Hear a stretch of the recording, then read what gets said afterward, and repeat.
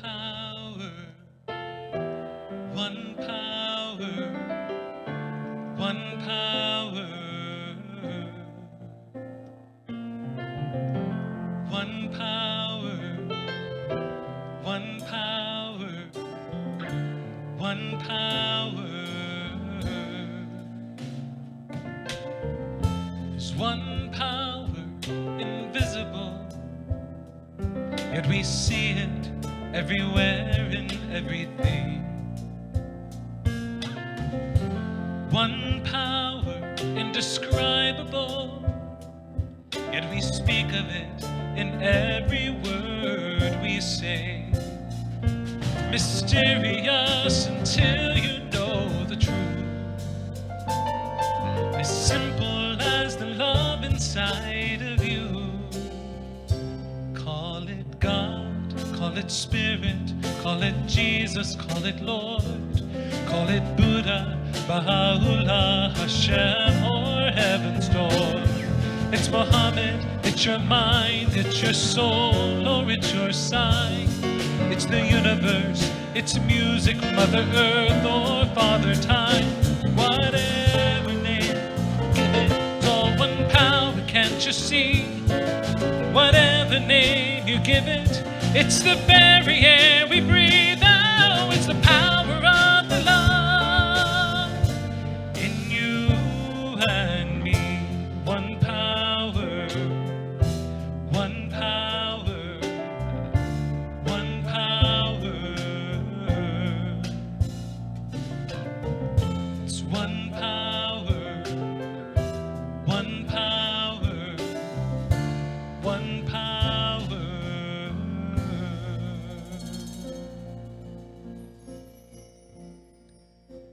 Let us open our time together this morning with prayer. And let us begin our time of prayer together with a breath. A deep, slow breath that brings our attention from the outer to the inner. A deep, slow breath that turns our awareness for just a moment away from the manifest world of duality and in towards the remembrance of our oneness. And as we rest in our inner sanctuary, notice what is present within. Is there stillness within, or are you aware of inner noise or tension? Is there peace within, or are you aware of restlessness or of a scattered attention? Whatever you find, allow it to be. Just surrender to what is. No resistance. Just be presence with whatever is there. No need to do or change anything. And notice if just being allows you to become even more fully present. Not resisting or pushing. If just allowing brings you more fully to this moment. Know with me that there is only one presence, just one, and it is everywhere and every when and beyond all concepts of where and when. This one holy, sacred presence is expressing as you in this moment and in all moments and beyond the concept of moments. And as we surrender more deeply to this truth, we make space for this presence to express more fully as us, more fully as love, more fully as peace, more fully as one. Be open, be willing, be brave, be presence. Let it be so, and so it is. It's the moment of creation. It's an everlasting peace. It's the freedom of forgiveness. It's the sweetness of release. It's the joy of inspiration. It's the sunlight on your face. It's the birthright of all nations. It's the boundlessness of space. It's the beauty of a baby, the serenity of sleep. It's the anger we abandon for its love that's most deep. It's one power. Oh, it's one power.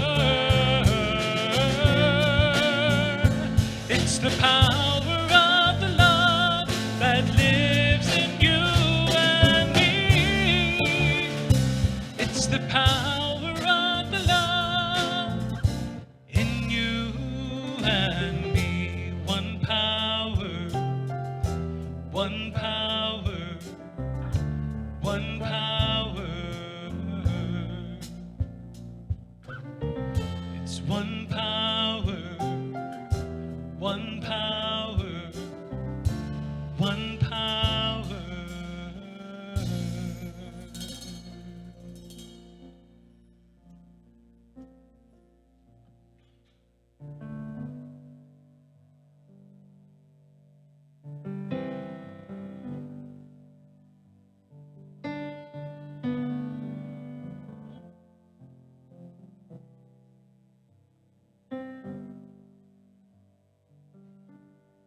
There is a garden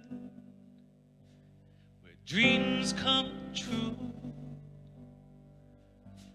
a beautiful garden where God's grace blooms. There is a garden where everything grows, a beautiful garden where love is sown. And in this place of light and love,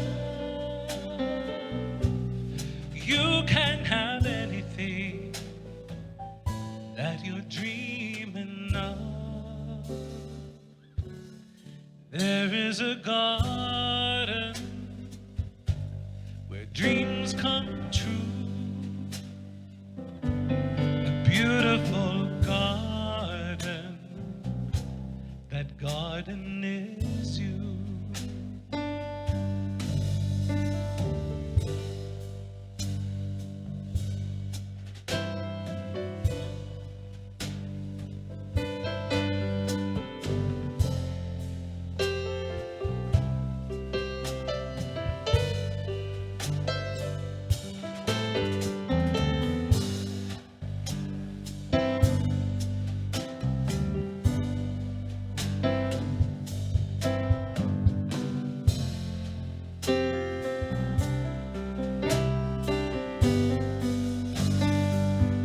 And in this place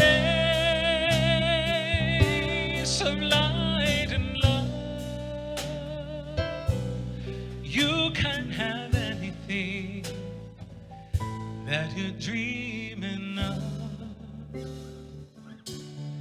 There is a garden where dreams come true, a beautiful garden. That garden is you. A beautiful garden. That garden is you. A beautiful garden. That garden is you.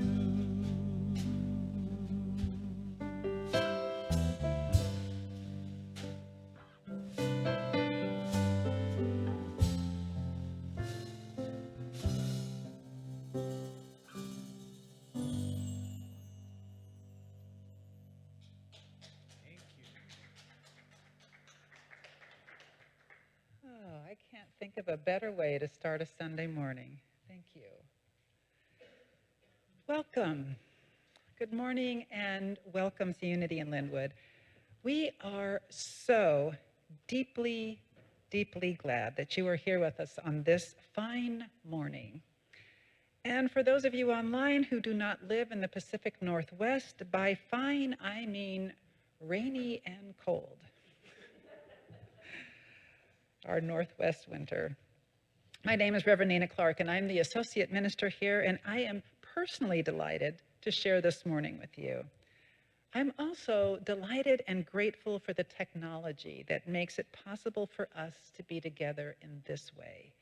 Even though we're not able to be together in person, I'm grateful to know that we are one and that the love we share surpasses the duality of this world and unites our hearts, even though our physical bodies are not in the same room.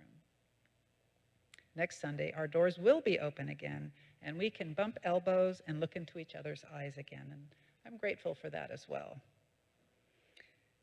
Here at Unity in Lynnwood, we believe that there is only one, an infinite allness that we choose to call God, although we accept and celebrate all names for this infinite allness. And we believe that this allness expresses through and as each one of us, and thus we are, each of us, divine, each of us holy, each of us sacred from our first breath. We believe that we are all worthy of love and that indeed we are love manifest. And so no matter who you are or how you identify your human body or what brought you here today, you are welcome here. Whether you're joining us for the first time or the 1,000th and first time, you are welcome here. And no matter why you may be here with us this morning, for inspiration, guidance, community, fellowship, an opportunity to serve, to make new friends, to find more joy, to learn, to find comfort, to push your edges, to grow, to shift, or just because you like to click that little heart emoji on the Facebook comment section so you can watch little hearts bubble up, whatever your reason for joining us today, we welcome you, arms wide, ready for a holy elbow bump. We welcome you.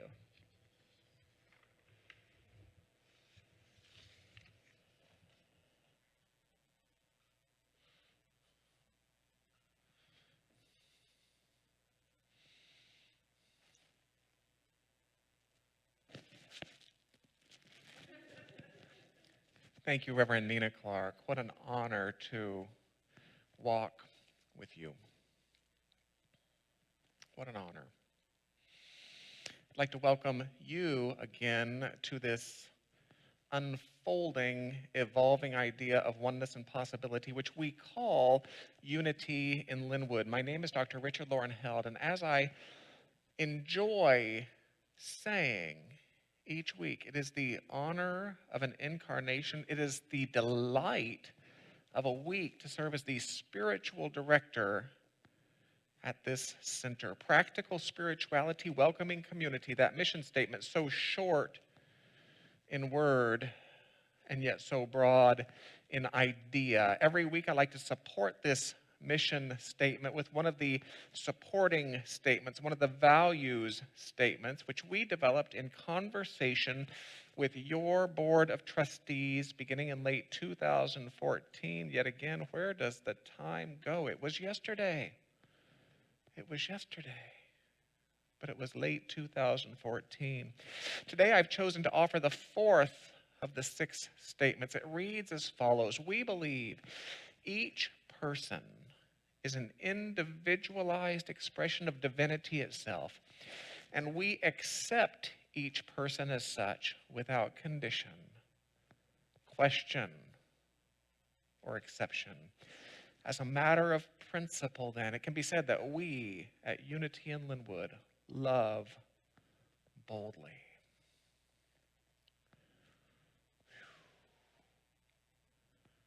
I'm pleased to announce the formation and the launch of a grief support group. March 24th. The text is entitled Loving and Living Your Way Through Grief. This group will meet every other Thursday, once in the afternoon and once in the evening. All are warmly welcome. If you have a question today, if you have a comment for me, for any of your leadership team, for each other, please begin to submit those questions or comments now. Don't wait until the end of the lesson. Start now. Start now. Type those into your social media chat window. Your crew will let me know that indeed you have questions or comments. And we address those following our discussion today. If you'd like to pray with somebody, start the process by writing prayer@unityinlynnwood.org. Include a working telephone number and expect a call from an anonymous number following our time together. Unity in Lynnwood is a tithing organization. We actively support our greater community. In 2021, I thought you might enjoy knowing that your center reached into its greater community by making gifts to the Center for Action and Contemplation for the Church of Indian Fellowship, Cocoon House, the First African Methodist Episcopal Church, Forget-Me-Not Animal Shelter, Hindu Temple and Cultural Center, the Islamic Center of Mukilteo, the Lynnwood Food Bank, National Student Leadership Foundation, SAMC in Bangladesh, Silent Unity, Northwest Region of Unity Churches, Unity Urban Ministerial School, Unity World Headquarters, various Unity centers, and even more individuals who found themselves in moments of need. Thank you for your support. As Reverend Nina said, how exciting is it to know that next week you could be in one of these seats. I was chatting with the few who are here this morning. Even this introverted self has been pushed to his limit. I am eager to see your faces. Weather permitting, next Sunday's gathering will be followed with a parking lot coffee hour. Words of invocation. Allow my voice to serve as yours. Read along if you would like. However it's appropriate for you, join me in the thought that though imaged and named variously, there is a singular and eternal ground of being from which all life emanates and into which all life retreats. We choose to call this ground of being God. By extension, we come to understand that we are spiritual in nature, human in expression, and limitless in potential. We gather today to remember such truths, to celebrate our unity, and to honor all life.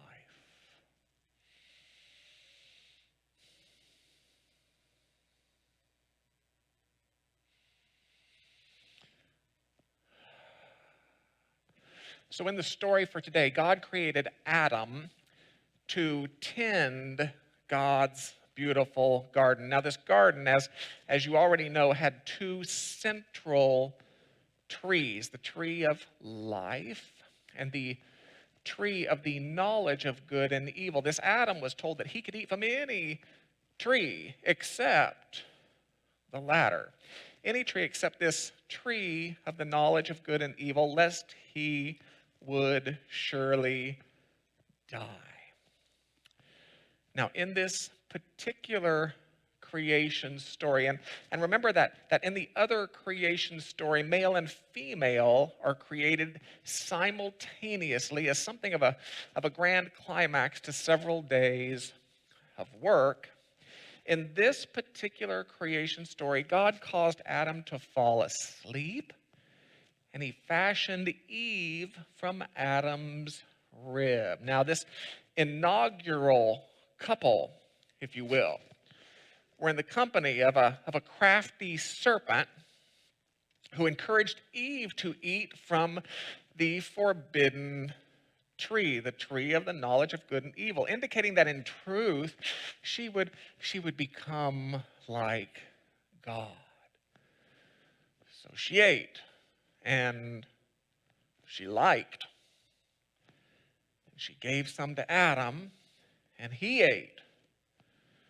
He liked, at which point they suddenly realized that they were naked. So we might conclude that the countless pieces of artwork depicting fig leaves draped over all manner of body parts depict those moments following Eve's temptation of Adam and their so-called moments of weakness. Well, God visited the garden, and Adam and Eve hid. Where are you, Adam? We might imagine God calling, at which point Adam stepped forth, his head held low, and he fessed up, as we might be inclined to say today. When God asked Adam what happened, well, Adam, he basically pointed at Eve and said, she did it. The woman is to blame. And when God asked Eve what happened, well, Eve basically pointed at the serpent and said, the serpent did it. The serpent is to blame. And from this point, the serpent was doomed to the trappings of serpenthood.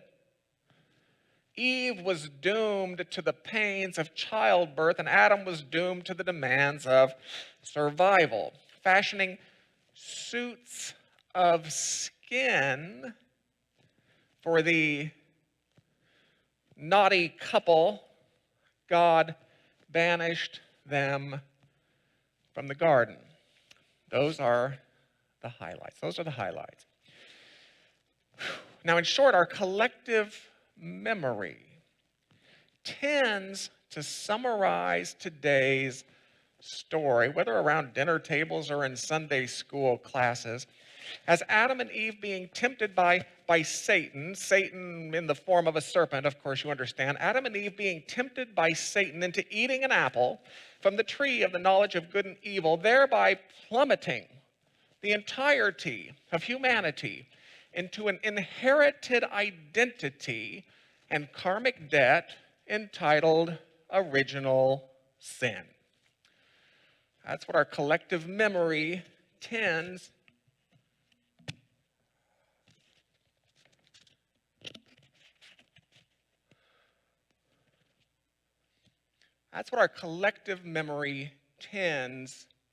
to do. So given this, let's begin today with what is often experienced as a startling claim that nowhere in our story do we find this tricky Satan. Nowhere in our story do we find that fabled apple. And nowhere in our story do we find the entirety of humanity plummeting into an inherited identity and karmic debt called original sin. The devil character doesn't appear until the 1st century. Apples don't grow in the Near East, and that original sin concept doesn't emerge until the 2nd century, some argue as late as the 5th. But Eve gave Adam an apple. Everybody knows that. I can hear the defensive voices rising. So even before we begin to explore today's story, I find myself wondering if our collective memory is so good at inserting devils and apples and depressing, disappointing, discouraging, even debilitating suggestions into the minds of its people, how many even more insidious suggestions might we have inherited? how many even more insidious suggestions might be informing our very lives, individually and collectively. And I find myself wondering, what is that aspect of self that tends to shout, but Eve gave Adam the apple? Everybody knows that, even when presented with facts to the contrary. What is that aspect of self that would rather defend its familiar falsehoods than change its mind? What is that aspect of self that would rather defend original sin than consider its inherent goodness?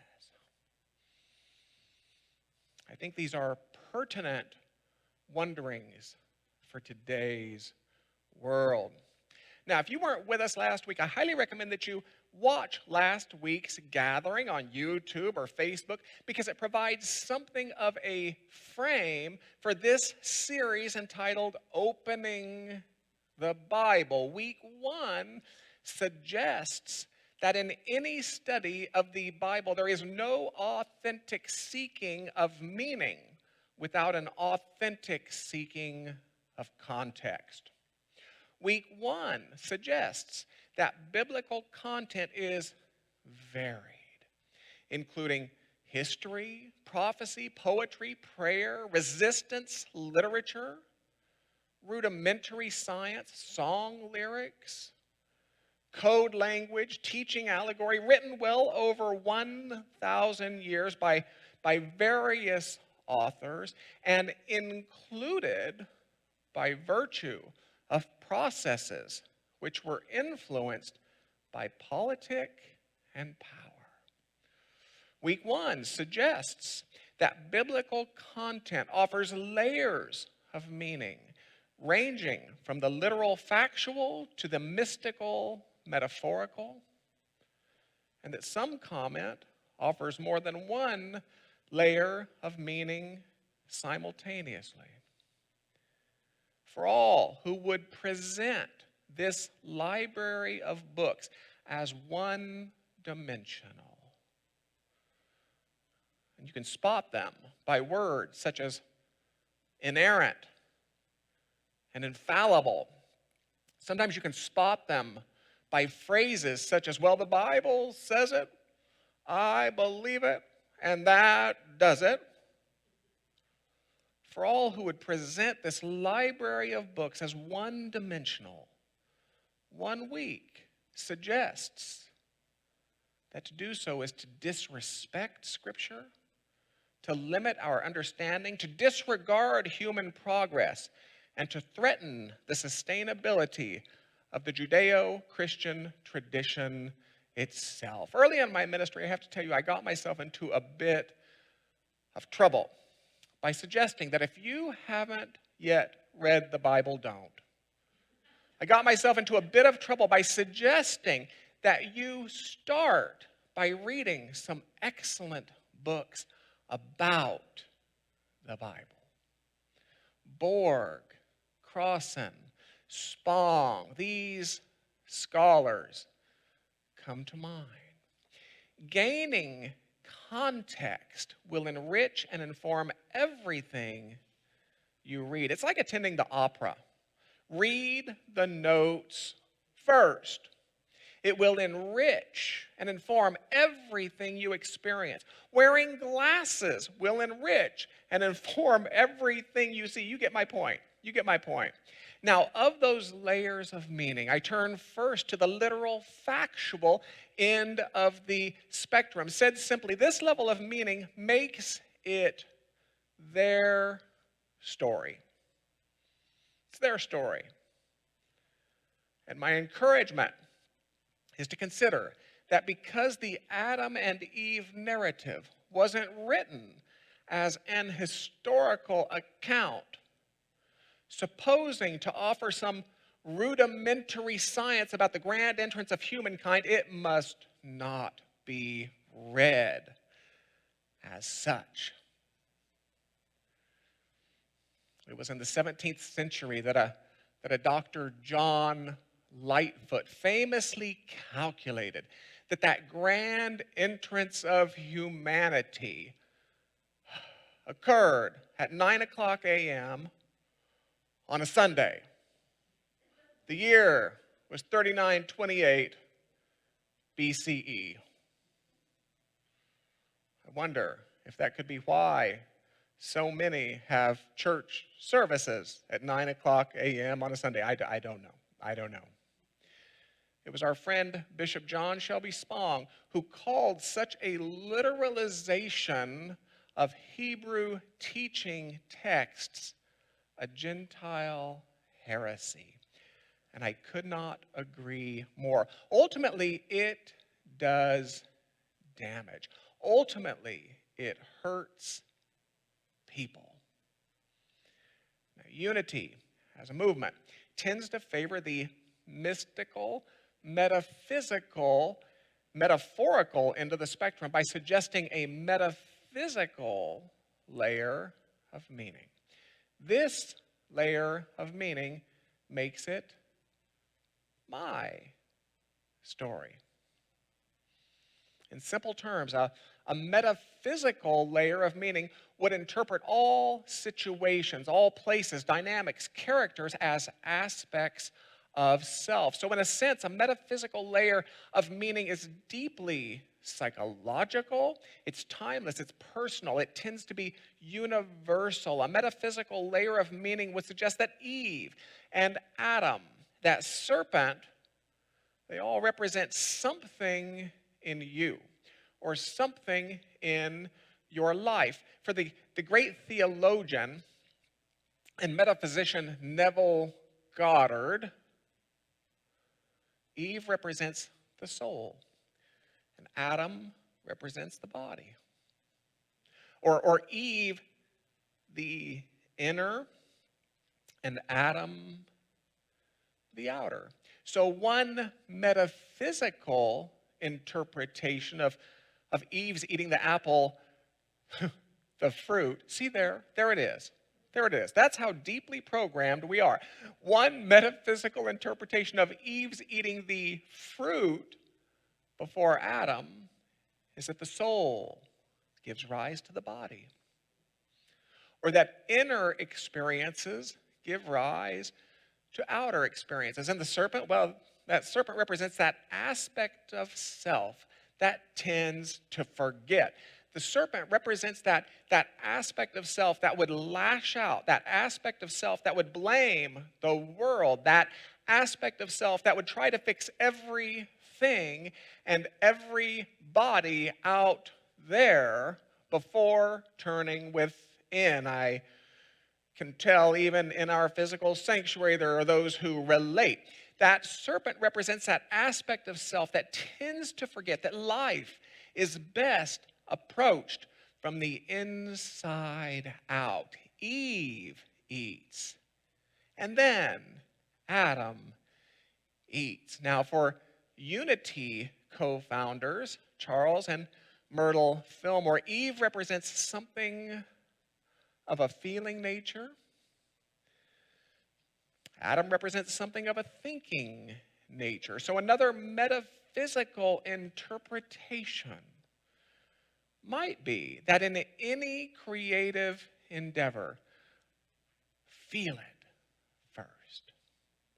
Feel it first. Then allow thinking to arise from that. Start with the inspiration. Start with faith, belief, vision. Then allow thinking to arise from that. Get into the spirit of the thing completed.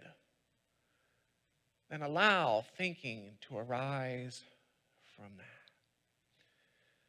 Whether Goddard or Fillmore, I think Goddard's words ring true, and I quote, he said, "It is not by chance that the fruit was eaten first by Eve and not by Adam. The great law of human nature is that one's surroundings at any time are but the outer expression or outpicturing of conscious and subconscious mind." End quote. That is a metaphysical interpretation.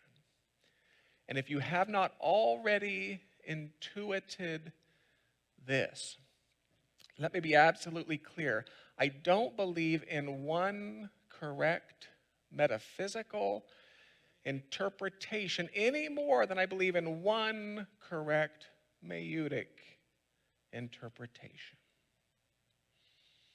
Fillmore's metaphysical interpretations are valuable, but it's the fact that Fillmore dedicated himself to that depth of relationship with these stories. That is his real teaching.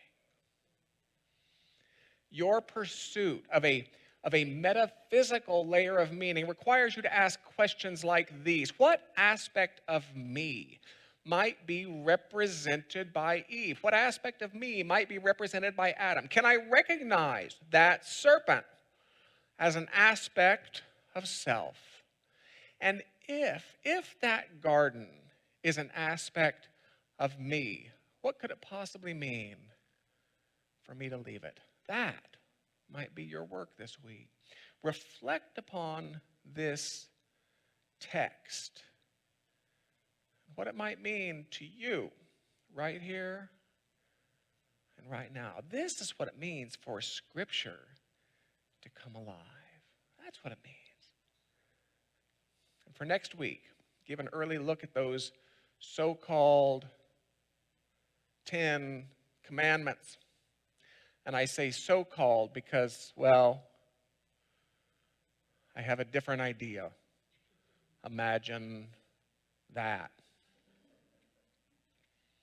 Now for me, I like to think that the Adam and Eve allegory speaks to what it means to be here. This level of meaning makes it our story. I like to think that the Adam and Eve allegory speaks to what it means to be here, to be incarnate beings. Maybe this is why the two trees included are life and the knowledge of good and evil. As if the primal choice is to bask in a realm beyond beginnings and endings, or to dance in a realm of comparison and contrast. I like to think that the Adam and Eve allegory describes the choice each of us made by virtue of our presence here today, the choice to launch into this earthly life from that harmonious paradise and perfect unity, knowable only by the highest, truest self of us, introduced by loud screams and colorful words, sweaty brows, and sometimes blatant threats, and an experience we tend to call childbirth. Each of us emerged from that harmonious paradise and perfect unity into a world of hot and cold, up and down, dark and light, here and there, you and me, male, female, pleasure, pain, a world of Republicans and Democrats, and yes, a world of beginnings and endings. Or in the language of our story, each of us emerged into a world of good and evil. Each of us emerged from that harmonious paradise and perfect unity into a world marked by comparison and contrast, into a world experienced as dualistic, even multiplistic. Take a deep breath. So yes, maybe it can be said that each of us surely died as God is imagined to have promised. Maybe that's the higher truth of us as humans. We're not here because we were born so much as we're here because we died into this world of duality, even multiplicity, and that the experience we might call death is simply our return to bask under the cooling boughs of that tree of life again. The experience we call death is simply our return to that realm beyond beginnings and endings. As you allow your outer eyes to close, let me say this. If you have lost a loved one, be comforted. Maybe they didn't so much die as they were born, and we just have it backward. If you're in an aging body, be comforted. Maybe life isn't so much slipping from you as life is rising in you. And we just have it backward. So while it might be a stretch, maybe the primal act wasn't the single act of one woman, but the universal act of every human. Maybe it's not so much that Eve ate the fruit as it is that we all did. We all ate the fruit of the tree of the knowledge of good and evil. It's the story of what it means to be here. It's the story of what it means to be here, east of Eden, together. Wearing these suits of skin, enduring childbirth, raising food, and otherwise enjoying the full honor of this fundamental choice just to be in physical form until such time as we are born back into God.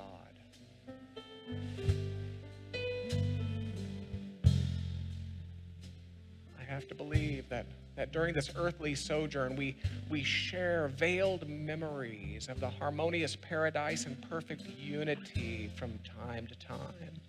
That in our moments of greatest compassion, it is the memory of that garden stirring within us. In our moments of greatest forgiveness, it's the memory of that garden rousing within us. In our moments of greatest enlightenment, it's the memory of that garden awakening fully and vibrantly within us. And maybe this is why Adam and Eve never returned to the garden. It allows us to grasp that Eden is a universal journey we're all taking. It allows the story to become ours. Let's be with that for a moment.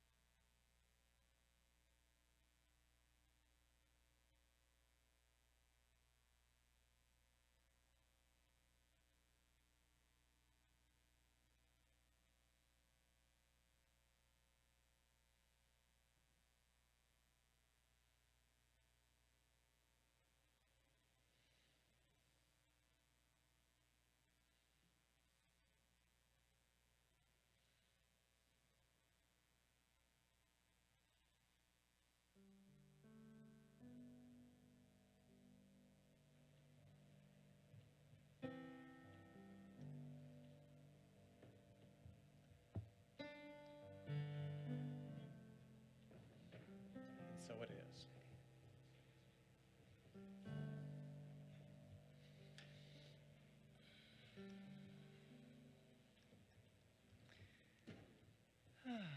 Thank you, Dr. Richard. That was powerful. I'm loving having the Bible opened up for me. And now we've reached the time in our service that we like to call offering. And if from the fullness of your heart you would like to make a donation today, we have many ways for you to do so. The screen in your social media chat window will give you instructions for text to give, or clicking on the donate button, or on our website, or as well as the good old-fashioned pop a check in the mail. And as always, we thank you for your support of your spiritual community. So if you would, go ahead and close your eyes and let us know together in this moment that there is but one life, one power, one presence, the back of all that we see. And knowing this, let us affirm that we cannot be separate from this oneness, from this isness. And therefore, all that is true of it is true of us. As a drop to the ocean, we are one with it. And knowing this, let us become a clearer vehicle for all that God is, trusting that the ground of all being knows what it is doing through and as us. And so now let us pray, each pray, in the manner most suited to you, and lift ourselves into the highest state of consciousness we can muster in this moment with a glad and grateful heart. And in doing so, we live our unity tenets into being. And from this state of consciousness, let us join our hearts and minds together and hold your offering, whether an intended amount or a paper symbol, in your cupped hands, knowing that both are simply symbols of abundance. And know with me, with your community, that through the sharing of your abundance of love, of wisdom, of life, of plenty itself, that you are, and thus we are, a blessing in this world. All that I am, I offer at the altar of love. All that I am, I offer at the altar of love. In sweet surrender, in sweet surrender. All that I am, I offer at the altar of love. All that I am, I offer at the altar of love. In sweet surrender, in sweet surrender.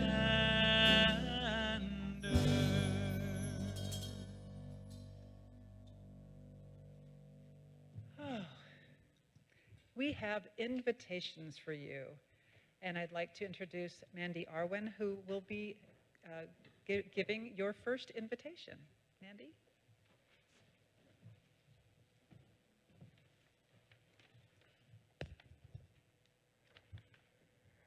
Hello, my name is Mandy Arwen, and I'm here to tell you about a book discussion group that I am facilitating.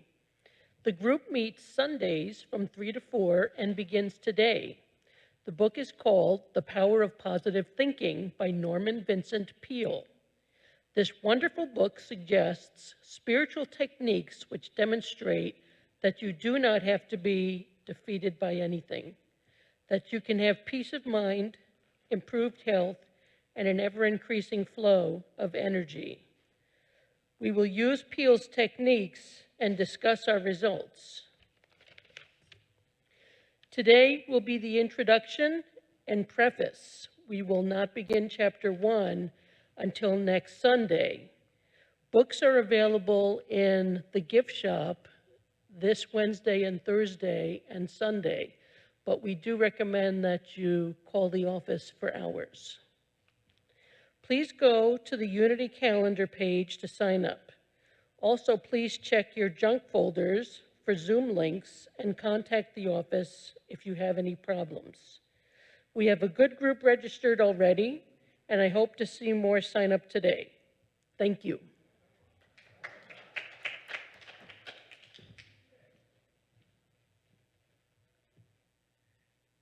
Thank you, Mandy. That I kind of previewed the book a little bit, and that looks like it's going to be a fabulous book study. So I hope to see many more register as well. So other ways that you can connect and grow with Unity in Lynnwood include, we have small group ministry offerings. We have a UIL Connects group that meets on the second and fourth Thursdays at 7 p.m. And as of now, these are virtual. Stay tuned. We have the Students of Myrtle Study Group that will meet the last Sundays at 12:30 p.m. Search for God Study Group, which is a study of the teachings of Edgar Cayce, that meets on Mondays, every Monday at 7 p.m. And then the Third Act group, which is our 60 and over group, are having a BYOBL, a Bring Your Own Bag lunch. That event will take place in Friendship Hall on February 25th at 1 p.m. And then every Wednesday evening, we have Interlude with Reverend Nina Clark, that would be me, at 7 p.m. And this Wednesday will be an on-site only solfeggio sound healing service. And we look forward to seeing you there. Thank you. On-site only sound healing service. And would it be correct to interpret, Mandy, that if a person simply wants to try out the Peel group, then that today would be a great day to do that? Is that correct? Absolutely, she says. Register by visiting the calendar page at unityinlynnwood.org. I read an article. You open with breath. I read an article this week. I found it compelling. You know, the first name of God given in the Judeo-Christian tradition is Moses at the burning bush, you know, right? And this has now come to us in the form of 4 letters, the YHWH, which then was expanded with vowels into the word Yahweh, okay? But this YHWH, the article I read said that this is the sound of the breath of life. That from the first moment we're born, infants make the sound of YHWH. That to breathe is to say the name of God. Isn't that a beautiful idea?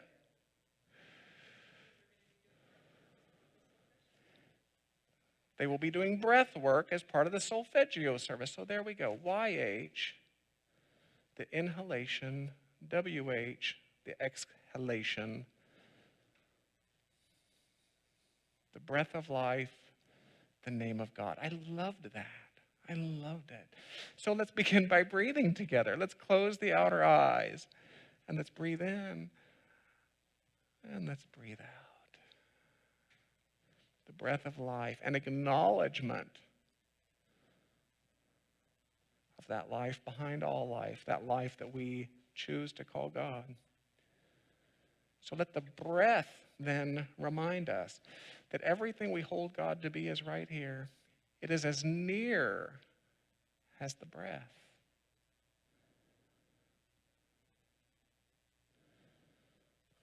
Allow breathing to remind us that the sufficiency we seek is at hand, that the wisdom for which we long is present, that life is the very truth of us.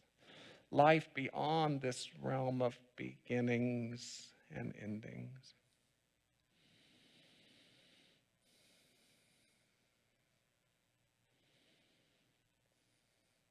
Let the simple act of breathing remind us and affirm in each waking moment that the full presence and the full power of the God of our understanding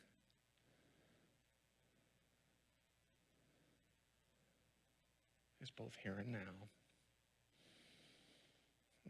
How good it is. And let us close our time together as we always do, with sung words of blessing, with sung words of farewell. May the long time sun shine